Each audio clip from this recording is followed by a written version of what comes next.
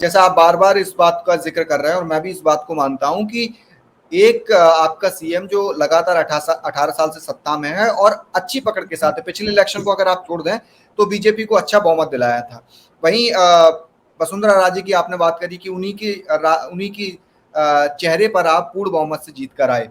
अब आपको नहीं लगता है कि जब आप अपने प्रदेश लेवल के बड़े नेताओं को साइड में कर देते हैं तो आपकी हार हो सकती है और इस हार का परिणाम आपको अपकमिंग इलेक्शन 2024 के जो इलेक्शन होने वाले में उसमें उसको परिणाम आपको भुगतना पड़ सकता है। आपने बोला कि गुजरात जीते, मोदी गुजरात से ही आते हैं प्राइम मिनिस्टर, तो जाहिर सी बात है गुजरात तो उनको जीतना ही था। अगर गुजरात भी हार जाते तो बहुत बड़ा डेंट था। लेकिन हिमाचल और क्या कहते हैं कर्नाटका, आपने बड़े लीडर्स को साइड किया और आप बुरी तरीके से वो चुनाव हारे।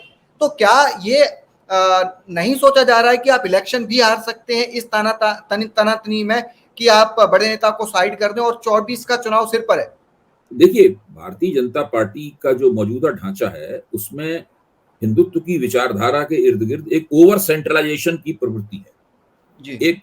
एक अतिशय केंद्रीकरण की, बहुत ज्यादा केंद्रीकरण की प्रवृत्ति है और उस केंद्रीकरण के केंद्र में दो व्यक्ति हैं, नरेंद्र मोदी और अमित शाह, केवल दो। इसीलिए एक बार अरुण शौरी ने व्यंग करते हुए कहा था कि ये तो दो लोगों की पार्टी है केवल। तो ये है, इसका नुकसान उन्हें बार बार राज्यों की राजनीति में उठाना पड़ता है। कर्नाटक के चुनाव में भी इसी ओवर सेंट्रलाइजेशन का उन्हें नुकसान हुआ।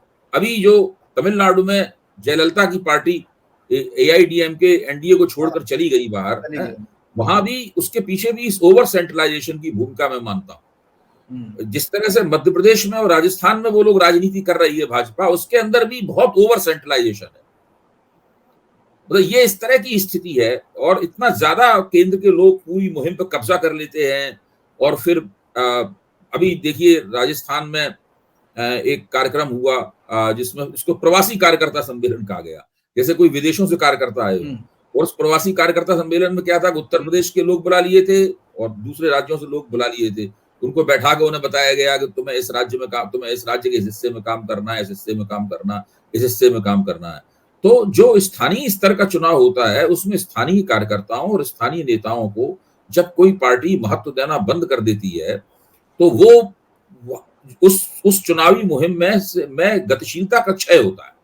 उसमें जो डायनामिक्स जो है उसकी वो बिगड़ जाती है। और मुझे लग रहा है कि भारतीय जनता पार्टी अकूत संसाधन होते हुए भी और बड़ी प्रबल इच्छा शक्ति होते हुए भी बार बार इस तरह के डायनामिज्म की कमी का शिकार होती है राज्यों में। केंद्र में चूंकि नरेंद्र मोदी ही प्रधानमंत्री पद के चेहरे होते हैं, इसलिए वहां पे ये डायनामिज्म अलग तरह का होता है। लेकिन राज्यों की राजनीति में भाजपा इससे बड़ी मार खाती है।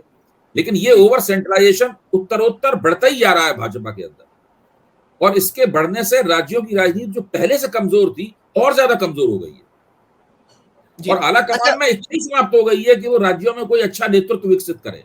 आला कमान की योजना है ही नहीं है।